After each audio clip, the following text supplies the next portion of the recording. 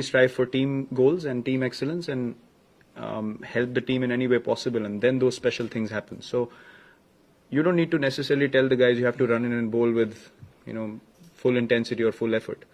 They take ownership of their skills, and you can see in the way that they bowl, they set their own fields.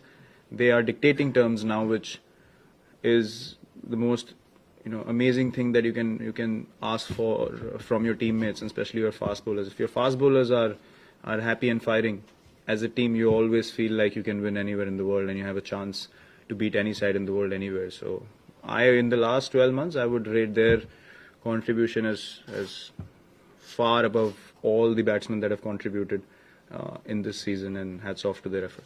We'll take the last few. Virat, just on a lighter note, can you explain the dance that you and some of the guys did in front of the Indian fans? You'll have to ask Rishabh that. He came up with it and we just went along. I don't know what he was trying to do. To be honest, it just felt good. It was very easy, and but Pujara couldn't even do that. So you can see how simple he is. He was trying to get Pujara to shake her leg. Yeah, that was the Pujara dance, because when he walks, he doesn't move his hands. So that was more of his extension of his walk. So Rishabh came up with it and we just joined in. And just a word on Pujara. I think he's been outstanding. Just touching upon him in this series, he can bat and bat and bat. He made one mistake. That was at the presentation. We told him you should have padded up and gone and taken that trophy. They would have given it to you without mentioning your name once they saw you padded up. Captain and coach, you said it started 12 months ago.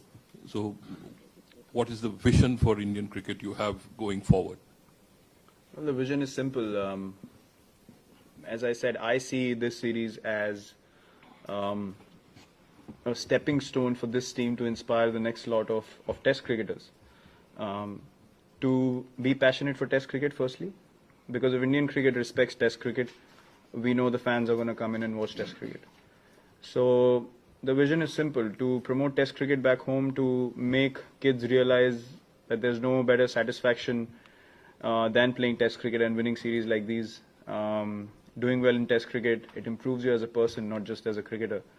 So we just want to send that message in a world where a lot of people want the easy stuff, matches that finish in the evening.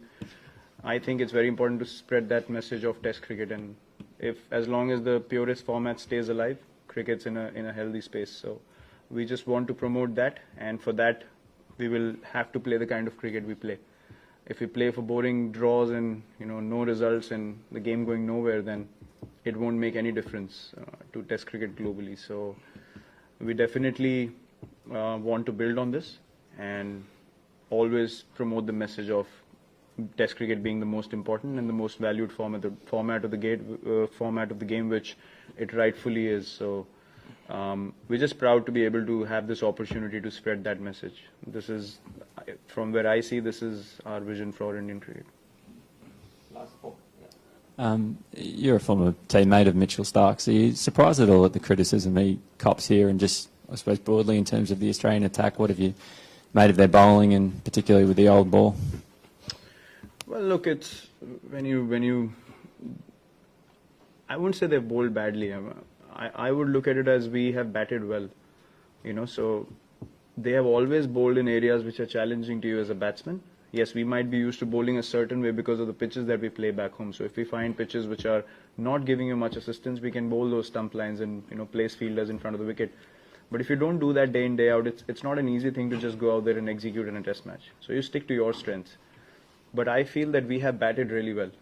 Whenever Cummins bowled a spell to me and Pujara, about 9-over spell in Adelaide. We hardly got 8 runs in that spell. So we just played it out well. I think their bowling's been absolutely fine from where I see it. As a batting unit, we have also struggled when we have not put runs on the board. So as good as your bowlers are, if you don't put runs on the board, they can't do anything, and then the pressure mounts. I played with Mitchell. I think he's a very skillful bowler.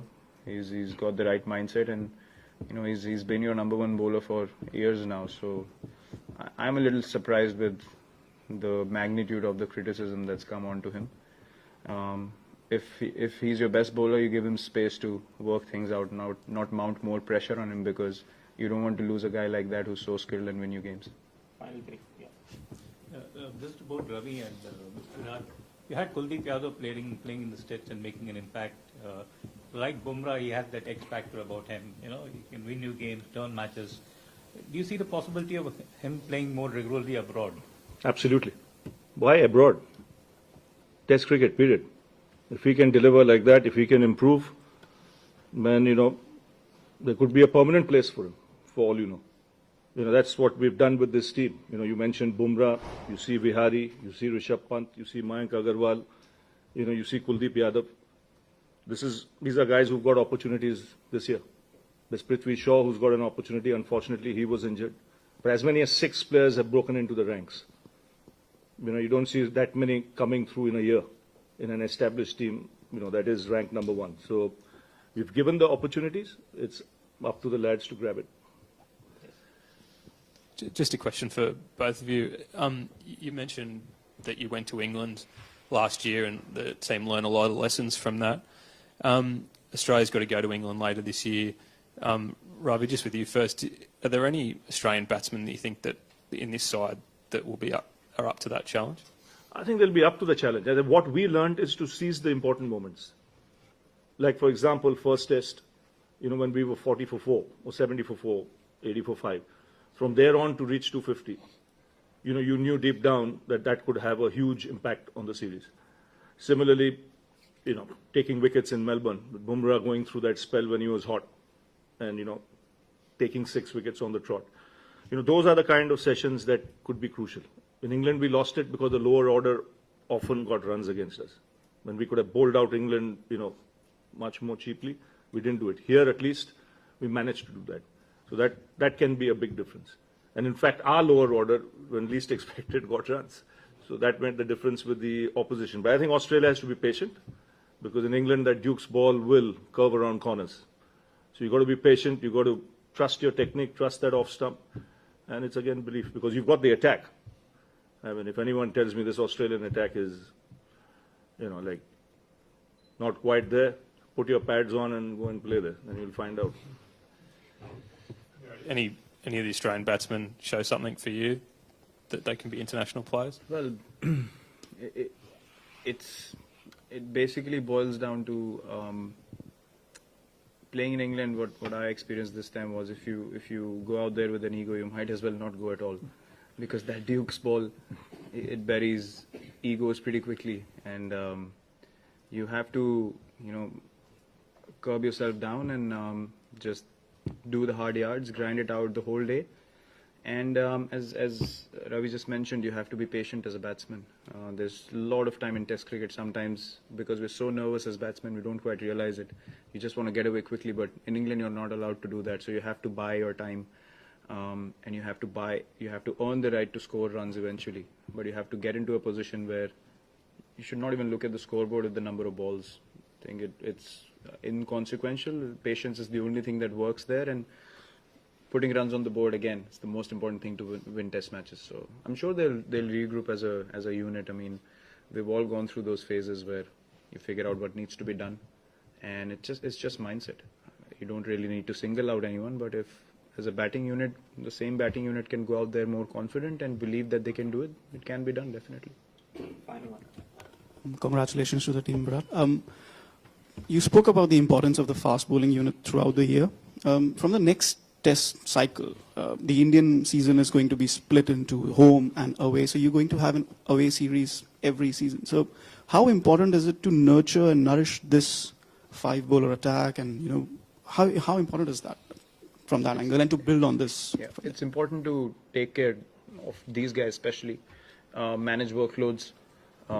That's going to be our priority going forward. But even more so, finding 3 more guys who can bowl as fast and are as relentless as these guys, which we already are in the process of identifying, and then keep them ready.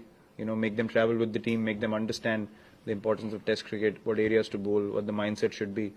Because once you create this kind of a culture in the team, you want it to continue.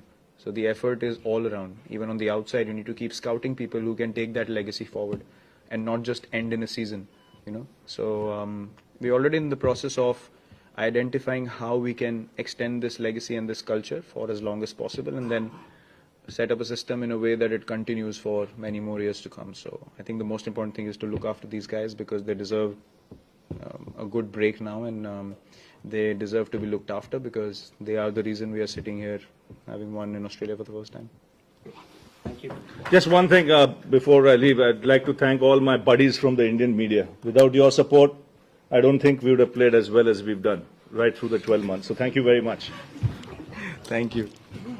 Congratulations.